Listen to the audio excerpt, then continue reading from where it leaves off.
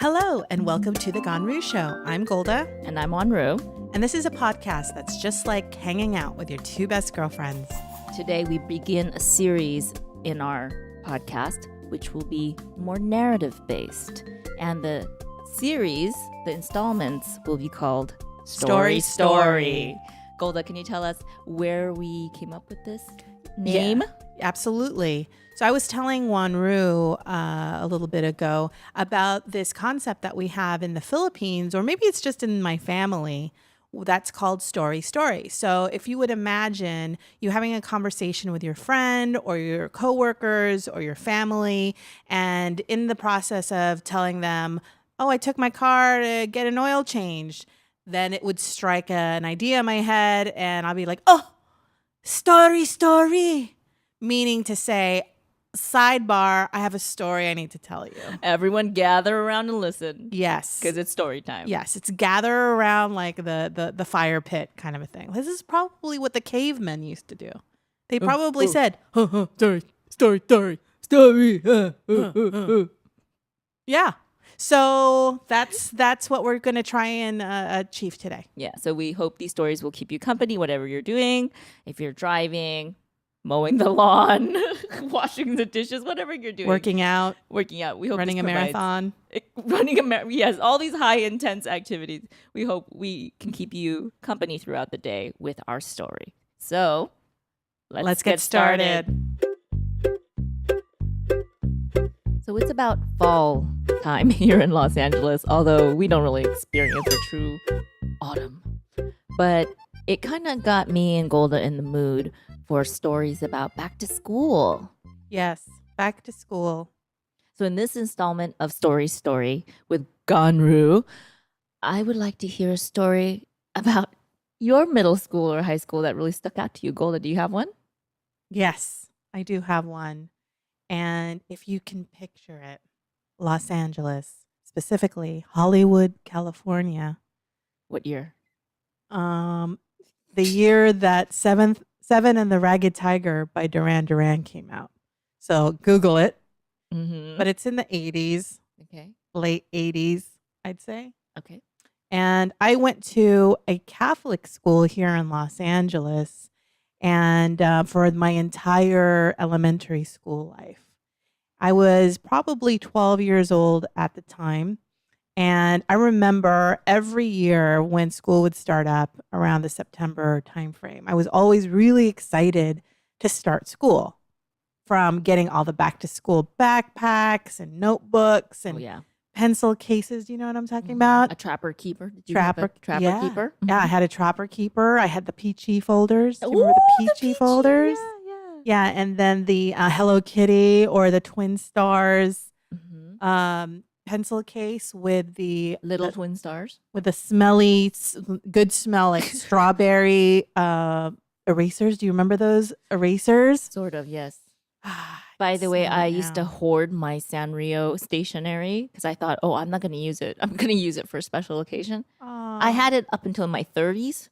Yeah. And I never used it. So little girls, just rip open that Sanrio stationer. Just use it. Just use the pencils. Use the good ones. Although I will say that I still have my Melody stationery, which was was My Melody like a rabbit? It was some weird. A rabbit with one ear up and one ear down? Yeah. I still have my Melody stationery. Yeah. And I busted it out. I want to say maybe 5-6 years ago. Finally. Wow. Yeah, and I wrote it as a thank you card. Aw. Isn't that nice? Did somebody appreciate how long you had hoarded that particular item?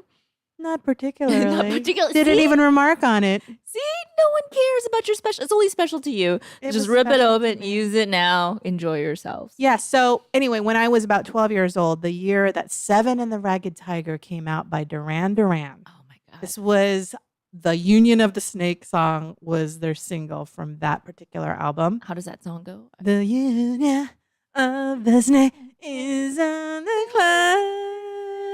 Oh my God, that's so good. Yes, Simon Le Bon. Yes. Nick Rhodes. Those were my two. Simon Le Bon still looks good. He looks sexy still. But anyways, go on. Yeah. Mm-hmm. Oh. You know who doesn't look sexy? The drummer. Sorry, Roger Taylor. Sorry. Anyway, sidebar. Yeah. Anyway, so I was 12 years old. I was going to a Catholic school in Hollywood. Mhm. And at the time, I was a chubby kid. And we used to wear Catholic school uniforms. Oh my gosh. And we would have to buy new uniforms because they would come out with a new design. What the hell? Which was kind of What's the point of a uniform? You just wear that same thing over and over again. Nobody cares. You grow out of it, but if you get if an Asian parent would get the bigger size, so you'd grow into it anyways. Yeah. So anyways, you have to buy a uniform. Yeah, so we went to like Dennis Uniform Store. For those Catholic school folks out there, Dennis Uniforms was the uniform company to get your uniforms at. So every year you would have to get your new uniforms, and that was a bit that I didn't particularly like very well because I was kind of a big girl, and I couldn't go to like the regular kids sizes section. Sure. So this sounds like a cliche, but they actually had a section of Dennis uniforms called the Husky section. This is like a bad Rex Neverett sketch, but he derives it from something true, and they actually had a Husky section. Oh, and all of the Husky kids would go to that section of the uniform store looking ashamed.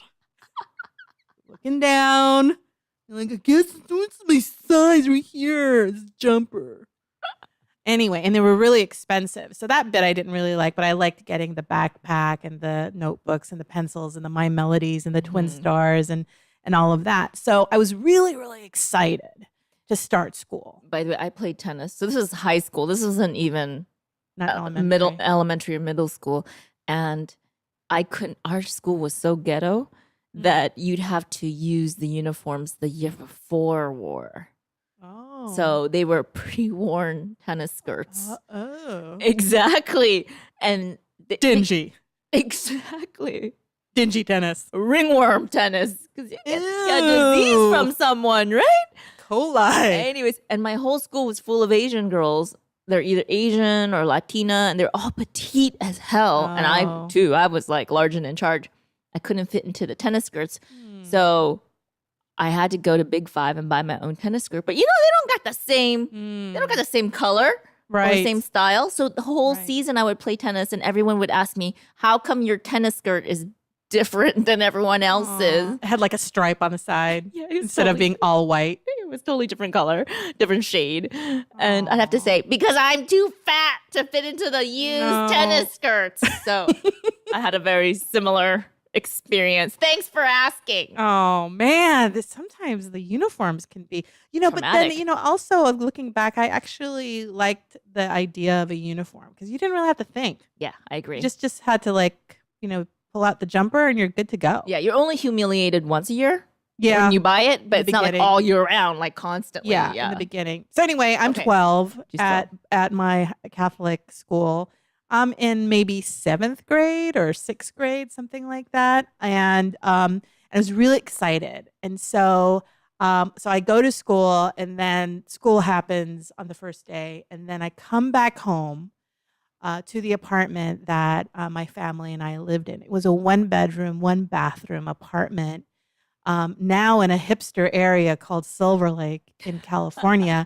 But at the time, it was not a hipster neighborhood. It was actually a little bit seedy.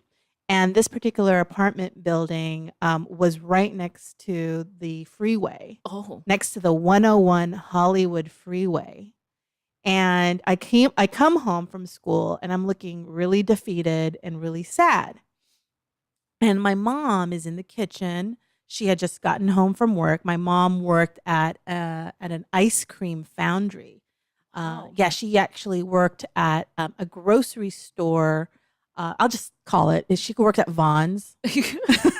Vons here in Los Angeles, and some parts of the other parts of the country. It's a Safeway. I love how I'm trying to be discreet. Yeah, but I'll just tell it. Oh, it's Vons. Nobody is really listening anyway, right? Okay, all right. Nobody listens. Sorry, Vons. But anyways, go ahead. So she worked in the ice cream department, and she had the late shift. So she would come home like at 3:00, 3:30.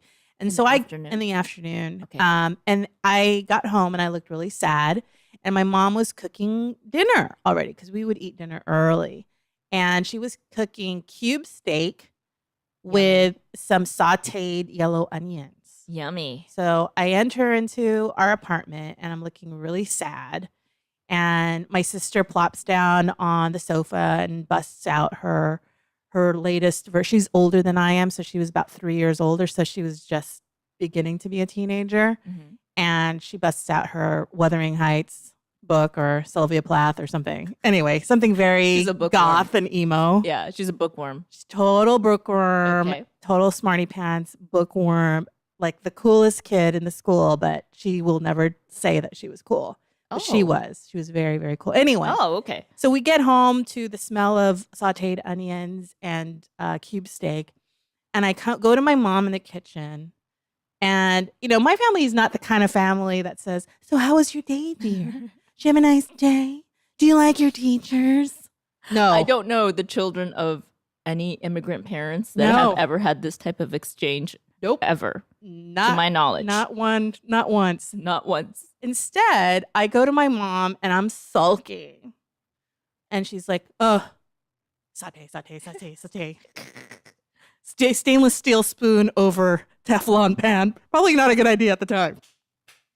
Saute. Scratch. Fan going. The exhaust fan. Was your mom smoking a cigarette too? No, she never smoked. Oh gosh, that would have goodness. Perfect. That would complete I the know. whole picture. I wish I could say that just for the story, but no, she didn't. She doesn't smoke. Okay, No, okay. doesn't drink. None of that. Very clean living. Okay. Anyway, she's saute. She's like, oh, what's the matter with you? Why you look like that? And I'm all like, I don't like my new PE teacher. Saute. Why don't you like your new PE teacher? I don't like him, Mommy, because he's mean. And was he mean, Golda? Yes. The little 12-year-old girl inside of me will not let it go. Even though I'm a fully grown-ass woman now. A grown-ass woman. I still hold some resentment. But to be fair, you told me he's different from your previous PE teachers, right? Yes. My previous PE teachers was like the kindergarten teacher who also subs with PE, so has a real soft way about her. Like, great job, you guys, with kicking that ball out. It's okay if it went into the street. Let's play something else. Really very nurturing. In contrast, this brand new PE teacher, his name was Mr. Banks, used to be former military. He actually used to be in the Army, and he was our brand new PE teacher, and he treated us like we were in the military. Because he was still in Vietnam in his mind. Yeah, probably. He probably was still in Nam. Yeah. He probably had PTSD. Nobody knew how to deal with anything back then. He probably was going through, he thought he was going to wake up and get shot by the Viet Cong or something like that, right? Viet Cong. But yes. Anyways, go ahead. Yes. So Mr. Banks, and just to give you an illustration, Mr. Banks, we would have PE maybe 3 times a week. And it was actually like a class. And when I was a kid, I don't know about you, Wanru, or anybody out there, but I loved PE so much. I could not wait to have PE. That was Never my had that favorite. feeling. Oh, Never really? happened to me. I loved it. Kickball, right? Remember kickball, volleyball? Oh, okay. Sorry. I Yeah, liked right? PE when it was called recess. Recess was great. And then it turned into PE and you're like, what the hell? This is so regimented. Yeah. But let's save that for another Yes. time. But anyways, Mr. Banks Yes, Mr. Banks. is a hardened ex-sergeant, military Yes, sergeant. Army. Army. And so I was telling my mom, I said, Mommy, I don't like him because he's mean to me. Saute. Why? What did he do that's so mean? Why? Like what? Like how? Like why? So we normally for PE we play kickball, and this time what he did was he set up this thing. It's called an obstacle course. Just like in Nam. Just like in boot camp. Anyways, go ahead. So in my elementary school, if you would picture the schoolyard, it's all concrete. Oh my goodness. and it's right next door. We're surrounded by apartment buildings.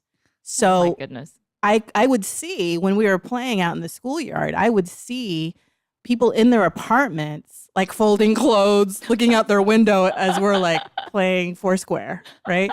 Yeah. So, and then there was these concrete blocks that were the makeshift walls between the schoolyard and the apartment buildings. So I explained to my mom that these obstacle courses would be, 2 or 3 laps around the entire school to start.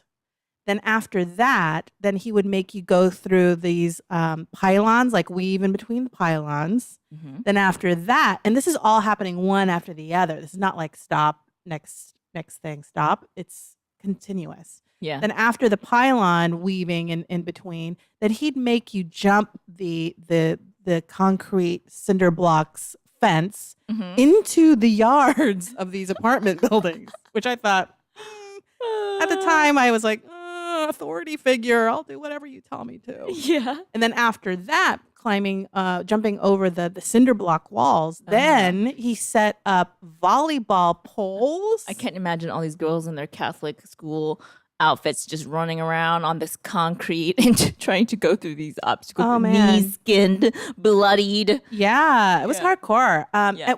And by the way, our PE, we changed into navy shorts. Okay, sorry. Okay. Yeah, sorry. which is a whole other trauma, but anyway, Right. We all know another time. about the trauma of PE clothes, but anyways, go ahead. Yeah, and my thighs rubbed together. It was really not the best. I know my tennis skirt too, but anyways, go on. Anyway, so the last bit of the obstacle course was climbing up a volleyball pole.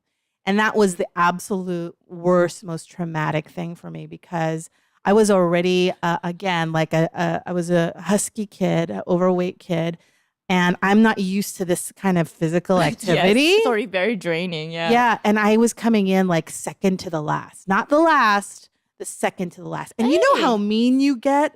I was mean because I did not want to be the last one. Oh my God.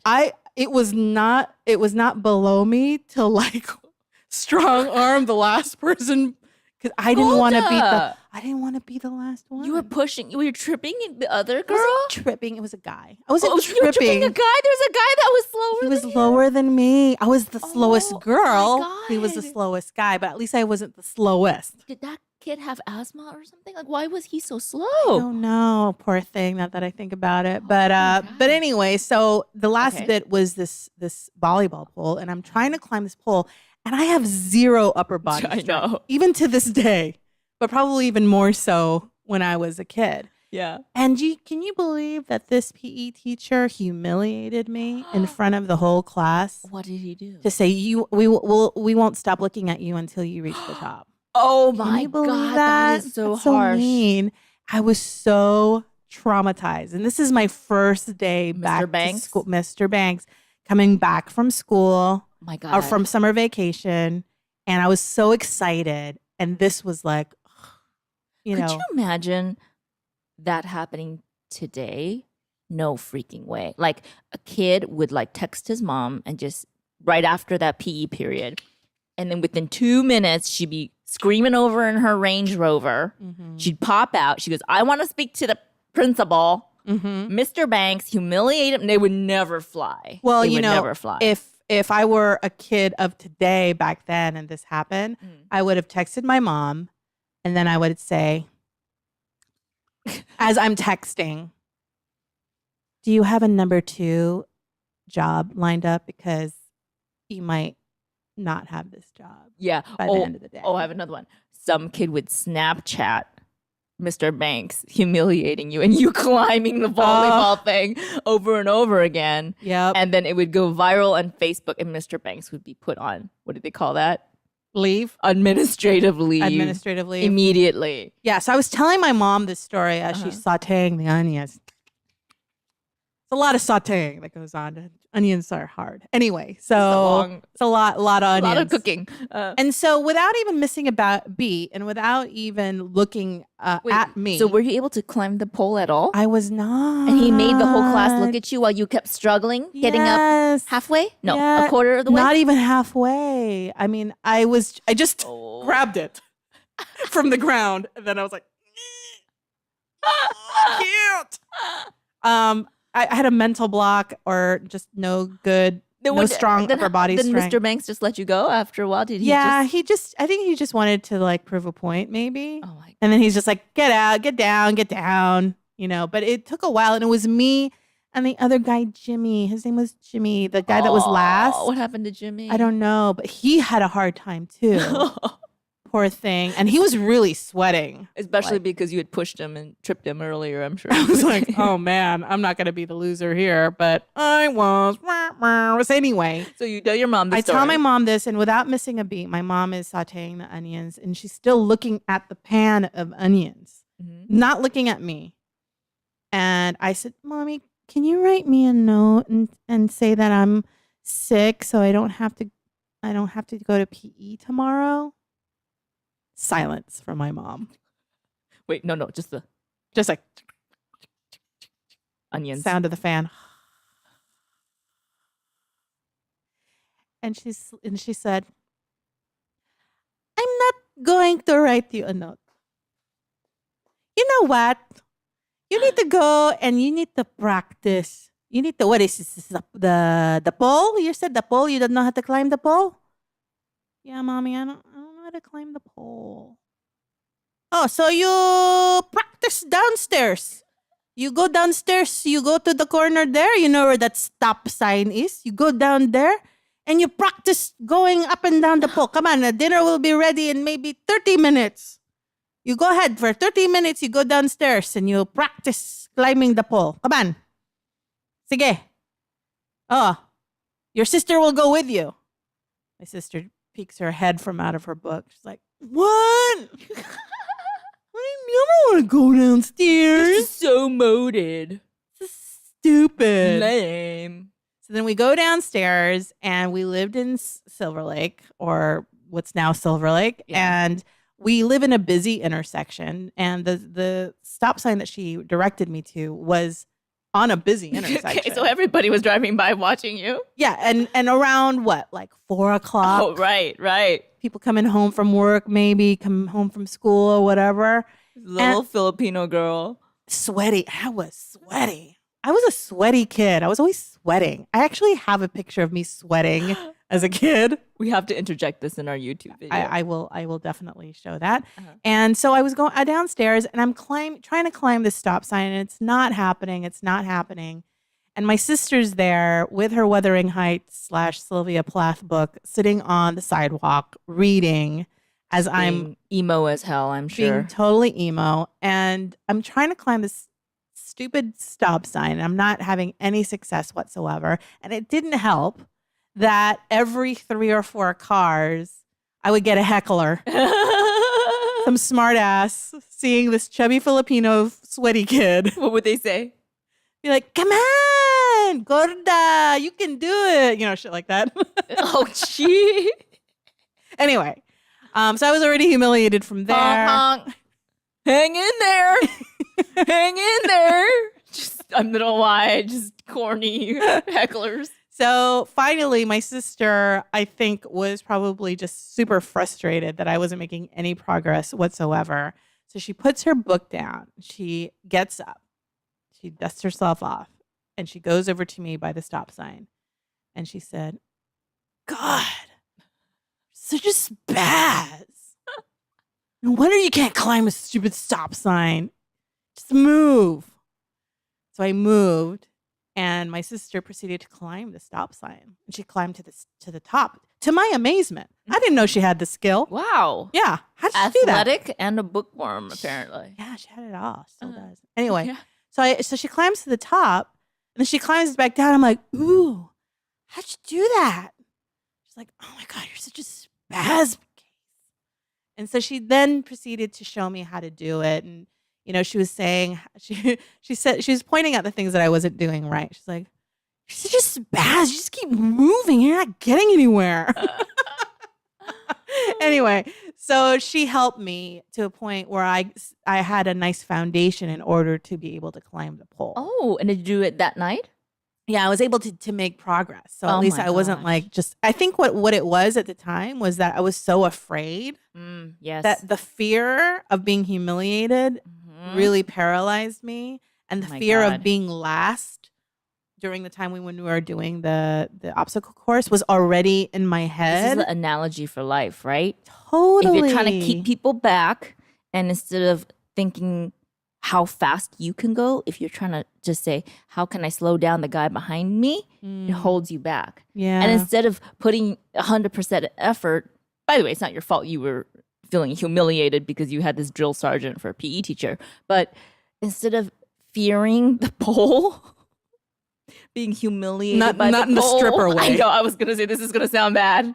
This is going to sound bad. Girls, I'm not telling you to get on a pole, but I'm just saying, instead of fearing the pole or being, afraid of humiliation, if you had put your energy into climbing the pole, how much better you would have done, right? But that's not your fault because you had a horrible PE teacher. Totally. And so after some time, and again, this is during the fall time frame, so it was getting darker faster. Oh, yeah. So around like 4:30, it was already kind of dark. Yeah. And so we proceeded to go back up the stairs, and my mom's frying the last of the cube steak. Like, has she been frying for like an hour and a half? Well, we also had this with steamed white rice, so we also have to wait for the rice to cook and all of that. Okay. So she's lifting the last of the cube steaks on a plate that has paper towel on it because she wanted the paper towel to soak up the oil from the meat. Your mom was health conscious. Okay. Yeah. And then after that, she puts a bunch of oily onions on top. But anyway. Full of dualities here. Anyway, so I come back upstairs and my mom has the food out and my dad's home by that time. She's like, "Oh, so what's happening now?" And I said, "I don't need you to write the note for me anymore." Oh. And scene. Wow. True story. Yeah. So I think that particular story, what that's taught me is, the meanness of some people and childhood trauma. That was a very mild childhood trauma. And that chub rub is real. Yeah, the chub rub is real. It's real, but go on. Yeah, but I think what it also taught me was how my mom did not let me get away with anything. She didn't try to protect me to the point where, even though it's probably really hard to see your kids, struggle, but she didn't say, "Okay, yeah, I'll write you a note," or, "Oh, do you want me to talk to your teacher? I'll talk to you." None of that. She was like, "Nope, you're gonna push right through it, and you're gonna find a solution." And I think that when I think about that particular instance, I think that has really impacted me and how I deal with obstacles. Which is you trip Jimmy. No. Find one person who's Don't be the last. Don't be the last. Find the weak gazelle and then chop them at the legs. Find at least one person weaker than you.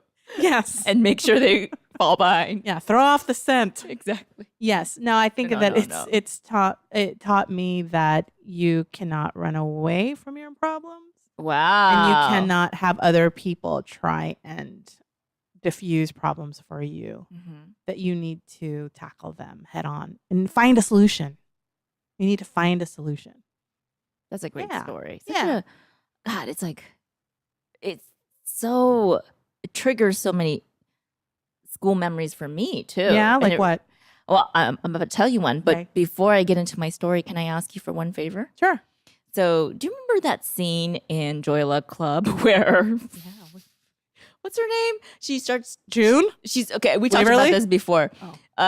She's married to Andrew McCarthy. Yes, and she's Rosalind Chow's character. Yes, and she's talking about how she's gonna dump Andrew McCarthy. Yeah, and she starts like going back into her history, her family history. Right. She basically gives him her family history. Yeah. And how she has arrived at that day. Yeah. So I want to hear this Waverly or whatever speech from the point of view of your mom. Okay? So I'm going to be you and I'm going to say like, "Oh, I want you to write me a note, Mom."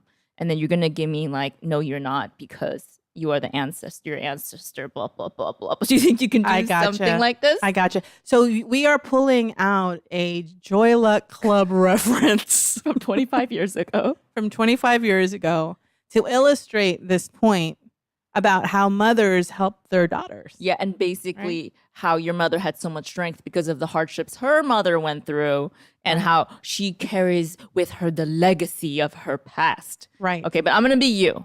And I don't have any legacy. I have no awareness of my legacy. So now you're going to educate me. Okay? So I'm playing my mom. Yeah, and you're going to do the monologue. Okay, I'm doing the actual Rosalind Child. No, you're doing a monologue based off of that Joy Luck Club monologue, but change it for your mom. Oh, so I'm playing. But can I use the climbing the pole one? Oh, I see. You're cut break. No, let's go. I got you. You know what I mean? No, you're your mom, right? You're playing your mom. And you're gonna give me the lecture that's gonna motivate me. I got you. Okay, because I'm Andrew McCarthy. I'm like, I'm clueless. I'm like, bleh. And you're like, no, I'm gonna lay it to you. I'm gonna lay it down for you. I'm gonna tell it to you straight. I'm going to give you the history of how strong I am and how strong my ancestors were. And therefore you will also overcome this. Okay. So I'm now Rosalind Chow, but I'm actually channeling my mom. Right. Just try to do that duality. Okay. Okay. This may be ambiguous. And go ahead, and if you need to saute while you're doing it. Okay. Tell me when you're ready and I'll be you. Ready. Mom. PE teacher's so mean. What do you mean he's mean? He makes us do all these horrible obstacles, and then he made me climb a pole and I couldn't do it. It was humiliating. I suffered so much. Write me a note. Are you aware of our ancestor, Aurora? Huh? Aurora. No. Espinaga. You don't know Aurora Espinaga? No. Picture it. Cebu City, Philippines. 1785. Right before the Spanish-Philippine Civil War, even though they weren't civil, because Spain was colonizing. Anyway, that's too much information. Just believe me, it was a hard time. Aurora was my great, great, great, great grandmother on my mother's side. Do you know what her occupation was at the time? No. She was a fishmonger. Wow. What do they do? You know what a fishmonger is? No. They sell fish in the street. Oh, wow. Yeah, it's a hard job. Sounds like a smelly job. It's smelly and it's hard. Do you know that how she became the most famous fishmonger in Cebu City? In only 10 years' time. 10 years? Wow. It took her 10 years to be the number one fishmonger. Do you know how? Don't tell me, Mom. Okay, so you have to look at this from the eyes of where you are now, huh? From the eyes of this volleyball pole, and you cannot jump it, okay? So the way that she became a very famous fishmonger is she did not let the feet break her. The pit. She did not let the pit break her down. Wait. The feet of what? No, the pit. The beat? Dancing to the beat? Ay, sus, pero Josep ka ng bangas. I don't understand. Just listen with your ears, not with your eyes. Okay, I'm listening. Okay. Okay. So, this great, etc. grandmother of mine was so defeated that there was another fishmonger that was very, very famous in the village. But this fishmonger, his name was Ed. Okay. Was so conceited, so arrogant, and would throw old fish in her face. Wow. Every time he passed her, he would throw a trout in her eyes. Why? He would throw a tilapia on her arms. Why? And say, "What are you? Some kind of second rate. You're not even second rate. You're not even on the map. Why are you there? What's with your fish basket? Your fish basket has so many holes." So then what did great grandma Aurora do? You know what she did? She stood up to that guy, Ed, and she picked up the old tilapia that he had thrown to her, And then she slapped him to and fro. To and fro. God. Oh my One chick and then the other chick. And then back to the first chick. And then again in the neck.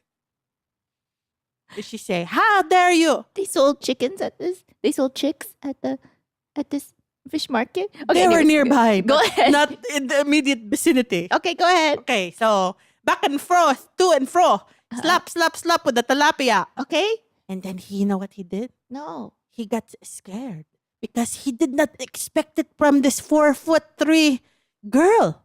She's very small. Wow. Maybe even a midget. I'm not entirely certain. Anyway, that is the not very PC of me to say that, but you get my drift. Okay. So then all of a sudden, she found an inner strength that has never come before. And so what I'm trying to tell you, doubter. Okay, now do it in one sentence. Just lay it on me. This is it. This is the wisdom of the ages. Go ahead. Yes, Mom, I'm ready. You are the descendant of the #1 fishmonger in Cebu, Philippines. You can climb a pole even with a tilapia in both hands. Okay, go. That's flawless. Amazing. Uplifting. That's what my mom would say. Wow. And she's actually here, so I'll ask her later. Give or take. Give or take some bits. That was so good. Oh my Man, my God. dream is to do a Joy Luck Club. Can I just say, I'm going to throw it out there. I'm going to throw it out there in the universe. Amy Tan. Amy Tan. Tamlin Tamita. Mm-hmm. We got to make this happen. Who's John M2? Who's the director of Crazy Rich Crazy Asians? Rich Asians. Yeah, you got to get him to direct our. What is this? Joy Luck Club Philippines? Yeah. Joy Luck Club Cebu City. It would be called the Mary Joy Luck Club. Why You Filipinos will know what I'm talking about. Why is it Mary Joy? Because everybody's name is Mary Joy. How about the JoJo? My name is Mary Joy Escalona Banuta Pigakaka Golda. Are you serious? Mm-hmm. Everybody's name is like Mary Joy or Maria Joy or whatever. JoJo. Or It JoJo. could be the JoJo Luck Club. Yeah, the JoJo Luck Club. Yeah. Mm-hmm. So yes, it would. Wow. Yes, that's what we should do. A new Joy Luck Club. New Throwing Joy it Luck out Club. there. Throwing it out there in the universe. Okay, I would be the first to. I would make that a golden opening for the Mary Joy Luck Club. Okay, well, thank you so much for doing that. Thank you for indulging me in my story for back to school, autumn, time frame, everything, the newness. There's so much possibility, so much opportunity, right? In this season. So it's very interesting that you told a story about overcoming, Yes. because I also overcame in PE class, Ooh, 8th grade.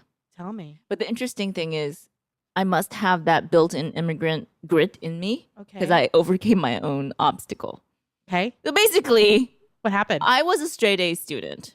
I Not got surprising. Straight A's, Smarty every pants. single subject, because that's what I was. I was Yep. an overachiever, Good. except in 7th and 8th grade. In 7th and 8th grade, I kept getting a B in PE class. I told you, this is when we switched over from the recess to a structured PE period. And I would just go and do whatever the teacher asked me, and I would get a B. And I was like, in my little child mind, I was like, WTF. I would see my report card, and why am I getting a B in PE? So I got bold one day. Uh-oh. I went up to my PE teacher and I said, PE is physical education. yeah, thank you. Yes. Thank you, Golda. Yes. Because we do have some international folks listening. Oh, yeah. Yes, might not know what just PE to is. just to clarify, yeah, it's structured physical exercise, Yes. right? Anyway. So I went up to my PE teacher, who was not tough, but she was stern. She wasn't like Mr. Banks. He wasn't Mr. Banks, but I think she might have been a lesbian. But at that time, he didn't know. She was just like a really, gruff, butch kind of woman. And I went up to her, and I was so shy, and I said, "Oh, can I ask you? I noticed I got a B. How do I get an A?" And she goes, "It's very easy. We do a run every Friday. That's around the parking lot of the, Right. Around the school." Did you have to weave in between cars? No, it was I a did. straightforward. No, it wasn't an obstacle course like Okay. Mr. Banks. It was a straightforward run. And if you place in the top 3, a certain number of times in the school year, you will get an A. What? I said, and yeah, exactly. And I said, how many times? And she said, like a minimum of 4 times or something. So we would run every Friday this loop. Okay. And I was always on the back of the pack. Yeah. I didn't care. Did you push them aside? Yeah, Did you push them against the cars? well, the thing is, I had some very athletic classmates. Oh. And I was like, there's no way. Like Leticia Gonzalez. Oh, she number Letty one. Gonzalez. Oh, She was- Letty. She was built to run like this girl. I love that name. She took off. Like she was so good. Like Letty. You still remember these kids' names. She's a right? rocket. She was a rocket. Yeah. And she was built lean and I was chubbier. And I was like, there's no way. Were you husky? You were husky? I was getting there. I was husky by the time I was in high school. I That's was why. way beyond husky. I was there. And then some. Anyway. Were you timber wolf? What's beyond husky? Like a timber wolf? A Arctic? I don't know. Some Fox? folkloric wolf of some kind. Anyway. Exactly. So, being Asian, I was like, okay, this is it. I just have to run faster. If I run faster, if I place in the top 3 at least 4 times, I'm going to get an A. Okay. And I put it in my mind that I was going to do it. Okay. Okay. Uh-huh. And literally the first week we had to run that course, I just aimed to be in 3rd place and I pushed myself hard. You aimed for 3rd. Yeah, because Letty Gonzalez, no way you're gonna catch up. It's not going to happen. Let's just Not in get your real. lifetime, right? I mean, I was using my Asian algorithm and calculating like Wow. MP miles per hour run and my previous fastest time, and I'm like, there's no way I'm gonna catch You up. totally like analyzed the stats. Right. I said I just gotta trail the 3rd place person at the end. I'm just gonna Wow. literally at the end. I have to just pull up and Okay. past her. Okay. Right. Conserve energy. Yep. And so that's what I did. So I ran. So I ran 3/4 to the whole thing. Okay. Right behind the 3rd place person. Okay. And I was dying, Golda. Even to do that was very hard for me. Uh-huh. And as we approached the finish line, boom, I just put in that last effort and I ran past the Wow. 3rd place person. I was dying. I was gasping for air. I could taste blood on the back of my throat. Oh my Has that God. ever happened to you? No. Okay, no. Because I don't run that fast in my lifetime. Those of you who have exerted Blood? yourself, I was Is like, that normal? I don't know. I just knew. I was like, I could taste blood on the back of my throat. I made it. I'm in 3rd place. Yes. Oh my gosh. F you, Jimmy. F you. Stay in the back, Jimmy. So that's what I did. I only did no. it 4 times, which is the my minimum number of times. Wow. And I got my A in PE. Yay! Yay! Wow. So what did we learn? That you cannot deal with getting a B ever. To the point where you don't mind bleeding internally for PE. Exactly. Well, What did you learn?